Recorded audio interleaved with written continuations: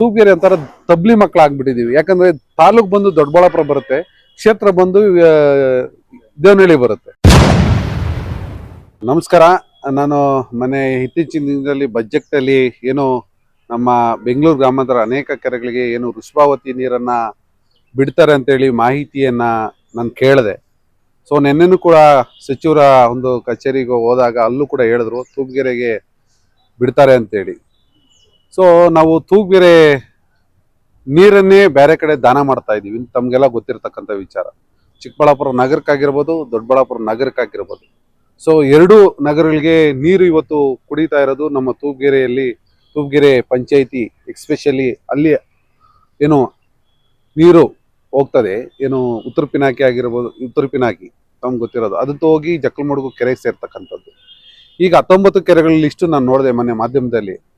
So ಸುಮಾರು ದೊಡ್ಡರಾಯಪ್ಪನ ಹಳ್ಳಿಯಿಂದ ಹಿಡಿದು ಈ ಕಡೆ ಕಮ್ಲೂರ್ವರೆಗೂ ಕೂಡ ಅನೇಕ ಕೆರೆಗಳು ತುಂಬಿಸೋಕ್ಕೆ ಪ್ಲಾನ್ ಮಾಡಿದ್ದಾರೆ. ಗೊಬ್ಬು ನೀರನ್ನ ತಗೊಬಂದು ನಾವು ಯಾವತ್ತೂ ನೀರು ಕೇಳಿಲ್ಲ. ನಾವು ಕೇಳಿದ್ದು ರಸ್ತೆ ಕೇಳಿದ್ವಿ, ಆಮೇಲೆ ಸಿ ರೋಡ್ಗಳು ಕೇಳಿದ್ವಿ, ಅಭಿವೃದ್ಧಿ ವಿಚಾರದಲ್ಲಿ ಕೇಳಿದ್ವಿ ನಮ್ಮ ಶಾಸಕರಿಗೆ. ನೋಡಿದ್ರೆ ಇವತ್ತು ವೃಷಭಾವತಿ ನೀರನ್ನ ನಾವು ಕೊಡ್ತೀವಿ ಅಂತೇಳಿ ಏನು ಸದನದಲ್ಲಿ ಮಾತಾಡಿದ್ದಾರೆ. ಇದು ತೀವ್ರವಾಗಿ ನಾನು ಖಂಡಿಸ್ತೇನೆ ನವ ಕರ್ನಾಟಕ ಯುವ ಶಕ್ತಿ ವೇದಿಕೆ ವತಿಯಿಂದ.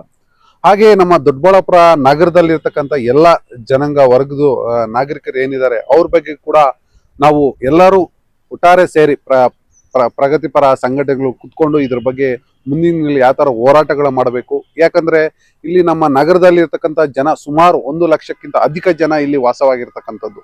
ಸೊ ಅವರ ಒಂದು ಕಾಳಜಿ ನಮ್ಮ ಪ್ರಗತಿಪರ ಸಂಘಟನೆಗಳು ಸದಾಕಾಲ ಇರ್ತವೆ. ಅನೇಕ ಹೋರಾಟಗಳಲ್ಲಿ ತಾವು ನೋಡಿರ್ಬೋದು. ಆ ದೃಷ್ಟಿಯಿಂದ ನಾವ್ ಹೇಳ್ತಕ್ಕಂಥದ್ದು ಇವತ್ತು ಏನು ಈ ತೂಪ್ಗೆರೆ, ಕಾರ್ನಾಳ, ಆಮೇಲೆ ದೊಡ್ಡರಾಯಪ್ಪನಹಳ್ಳಿ, ಚಿಕ್ಕರಾಯಪ್ಪನಹಳ್ಳಿಗೆ ಈ ಕೆರೆ ಭಾಗ ಏನು ಬಾರ್ಡರ್ ಭಾಗ ಇದೆ, ಈ ಕೆರೆಗಳಿಗೆ ನೀರನ್ನ ವೃಷಭಾವತಿ ನೀರು ಬಿಟ್ರೆ ಖಂಡಿತ ಅದು ನೇರವಾಗಿ ತುಂಬಿದಾಗ ಏನಾಗುತ್ತೆ ಅಂದ್ರೆ ಮಳೆ ಬಂದಾಗ ನೇರವಾಗಿ ನಮ್ಮ ಬೆಳಕನಾಳ, ಎದ್ಲಹಳ್ಳಿ, ನರಸಿಂಹನಹಳ್ಳಿ, ಅದ್ರ ಜೊತೆಗೆ ದೊಡ್ಡರಾಯಪ್ಪನಹಳ್ಳಿ ಕೆರೆ ಆ ಭಾಗದ ನೇರವಾಗಿ ಜಕ್ಕಲಮಡುಗೆ ಪಿಕಪ್ ಡ್ಯಾಮ್ಗೆ ಸೇರ್ತಕ್ಕಂಥದ್ದು. ಸೊ ಇಲ್ಲಿ ಹಂಗಾದ್ರೆ ವೃಷಭಾವತಿ ನೀರನ್ನು ದೊಡ್ಡಬಳ್ಳಾಪುರ ನಗರಕ್ಕೂ ಹೋಗ್ತಕ್ಕಂಥ ಕೆಲಸಗಳು ಮುಂದಿನ ದಿನಗಳಲ್ಲಿ ಆಗ್ಬಾರ್ದು ಅನ್ನೋ ಒಂದು ನಿಟ್ಟಿನಲ್ಲಿ ನಾವು ಸಜ್ಜಾರ ಆಗ್ಬೇಕು.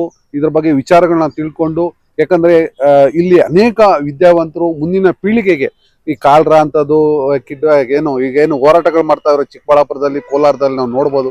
ಸದನದಲ್ಲೇ ಹೋರಾಟ ಮಾಡ್ತಾವ್ರೆ. ನೋಡಿ ಸಮಯ ಬೆಂಗಳೂರು ನೀರು ಹೆಂಗಿದೆ, ಕೋಲಾರ ಬಯಲುಸೀಮೆ ನೀರು ಹೆಂಗಿದೆ ಅಂತೇಳಿ ತೋರಿಸ್ತಾ ಇದ್ದಾರೆ. ಮುಂದಿನ ದಿನಗಳಲ್ಲಿ ನಮ್ಮ ನಗರಕ್ಕೂ ಅದು ತಟ್ಟಬಾರ್ದು ಅನ್ನೋ ನಿಟ್ಟಿನಲ್ಲಿ ಇವಾಗಲೇ ನಾವು ಅದನ್ನ ಎಚ್ಚೆತ್ತುಕೊಂಡು ಈ ಒಂದು ಹೋರಾಟಗಳನ್ನ ಮುಂದುವರಿಸಬೇಕು. ಇದಕ್ಕೆ ಎಲ್ಲರೂ ಕೂಡ ನಮ್ಮ ದೊಡ್ಡಬಳ್ಳಾಪುರ ಇರ್ತಕ್ಕಂಥ ನಾಗರಿಕರು ಏನಿದ್ದಾರೆ, ಚಿಕ್ಕಬಳ್ಳಾಪುರ ನಾಗರಿಕರು ನಮಗೆ ಕೈ ಜೋಡಿಸ್ಬೇಕು ಅಂತೇಳಿ ಮನವಿ ಮಾಡ್ಕೊತಾ ಇದೀವಿ. ಯಾಕಂದ್ರೆ ಇಲ್ಲಿ ತೂಪ್ಗೆರೆ ನೀರು ನಿಮಗ್ ಬರೋದು. ನೀವ್ ಹೇಳಿದ್ರಿ, ಮೊನ್ನೆ ನೋಡಿದೆ ನಾನು ಯಾವುದೋ ಒಂದು ವಿಡಿಯೋಗಳಲ್ಲಿ, ಚಿಕ್ಕಬಳ್ಳಾಪುರದವರು ಅದನ್ನೇ ಹೇಳೋದು, ನಮ್ಗೆ ವೃಷಭಾವತಿ ನೀರುಗಳು ಬೇಡ, ನಮ್ಮ ಕ್ಷೇತ್ರಗಳಿಗೆ ಅಂತ ಹೇಳ್ತಾವ್ರೆ. ಅದು ಒಳ್ಳೇದೇ, ಆ ಕ್ಷೇತ್ರದ ಜನಪ್ರತಿನಿಧಿಗಳು ಅವರ ಕ್ಷೇತ್ರದ ಮೇಲೆ ಇರ್ತಕ್ಕಂಥ ಕಾಳಜಿ. ಸೊ ಈಗ ನಾವು ತೂಪ್ಗೆರೆ ಅಂತಾರ ತಬ್ಲಿ ಮಕ್ಕಳಾಗ್ಬಿಟ್ಟಿದೀವಿ. ಯಾಕಂದ್ರೆ ತಾಲೂಕ್ ಬಂದು ದೊಡ್ಡಬಳ್ಳಾಪುರ ಬರುತ್ತೆ, ಕ್ಷೇತ್ರ ಬಂದು ದೇವನಹಳ್ಳಿ ಬರುತ್ತೆ. ಈಗ ನಾವು ಕೇಳಬೇಕಾಗಿರೋದು ಸಚಿವರನ್ನ, ಉಸ್ತುವಾರಿ ಸಚಿವರನ್ನ ನಾವು ಕೇಳ್ತೀವಿ, ಪ್ರಶ್ನೆ ಮಾಡ್ತೀವಿ, ಅದು ಬೇರೆ ವಿಚಾರ.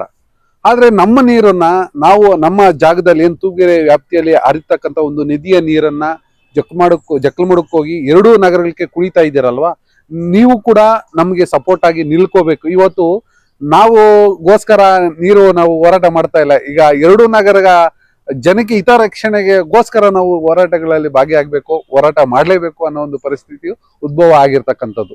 ಸೊ ಆ ದೃಷ್ಟಿಯಿಂದ 2 ನಗರದ ಜನ ನಮಗೆ ಸಪೋರ್ಟ್ ಮಾಡಬೇಕು ಅಂತೇಳಿ ತಮ್ಮ ಮಾಧ್ಯಮ ಮುಖಾಂತರ ಮನವಿ ಮಾಡ್ಕೊತಾ ಇದ್ದೀನಿ. ಮುಂದಿನ ದಿನಗಳಲ್ಲಿ ಎಲ್ಲಾ ಸಂಘಟನೆಗಳು ಕೂಡ ಮಾತುಕತೆ ಮಾಡ್ತಾ ಇದ್ದೀವಿ. ನಾವು ಕಾಳಜಿ ವಹಿಸ್ಕೊಂಡು ಒಂದು ಉತ್ತಮವಾದ ತೀರ್ಮಾನಗಳಿಗೆ ಬರ್ತೀವಿ ಅಂತ ಹೇಳಕ್ ಬಯಸ್ತೇನೆ.